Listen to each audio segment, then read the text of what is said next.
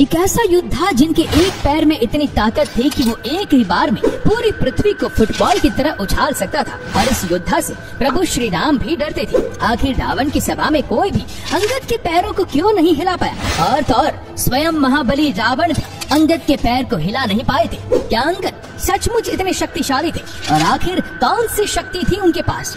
चलिए दोस्तों, आज इस वीडियो में रामायण के इस रहस्य के बारे में आपको बताते हैं। दोस्तों, कमेंट में जय श्री राम जरूर लिखें।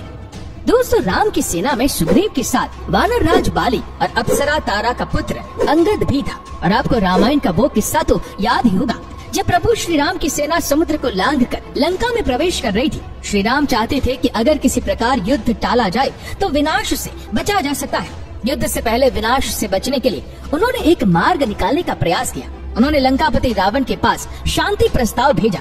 सभी ने तय किया कि अंगद को शांति दूत बनाकर भेजा जाएगा। अंगद जब शांति दूत के रूप में रावण की सभा में उपस्थित हुए तो रावण ने उनका अपमान किया और शांति प्रस्ताव का मुखौड़ उड़ाया। इससे घिन्न होकर अंगद ने रावण की सभा के समक्ष अजीब सा प्रस्ताव रख दिया। अगर कोई सभासद अंगद जी का पैर हिला देगा तो वो हार मान लेंगे और श्री राम को लंका से अयोध्या वापस ले जाएंगे।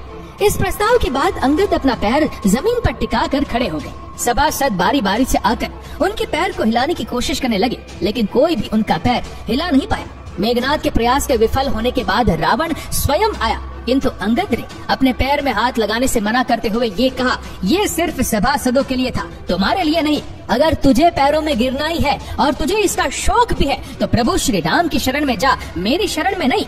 अब जानते हैं कि आखिर अंगद के पैर कोई हिला क्यों नहीं पाया? उनके पास कौन सी शक्ति थी? दरअसल दोस्तों, अंगद एक खास विशेष क्रिया जानते थे जिसे प्राण की क्रिया कहा जाता है। इसे प्राण विद्या भी कहा जाता है। इस क्रिया से उनका शरीर विशाल और बलिष्ठ बन गया था, जिसके कारण उनके शरीर का सारा भार उनके पैर में आ चुका था, जो कि भूमि से पूरी तरह चिपक गया था, जिसे कोई भी हिला नहीं सकता था। अंगद के अतिरिक्त श्री राम की सेना में हनुमान जी और जाम्बवन जी भी इस प्राण विद्या में पारंगत थे। इस प्राण विद्या के बल पर ये तीनों अपने शरीर को मन वांछित किसी भी आकार में परिवर्तित और परिष्ट कर सकते थे। इसी प्राण विद्या का उपयोग अंगद ने रावण की सभा में किया था और अपने पैरों को इतना दृढ़ कर लिया था कि उसे हिलाना किसी की बस की बात नहीं थी। रावण की सभा में सिर्फ अंगद को भेजा गया। इसके पीछे भी एक खास वजह थी।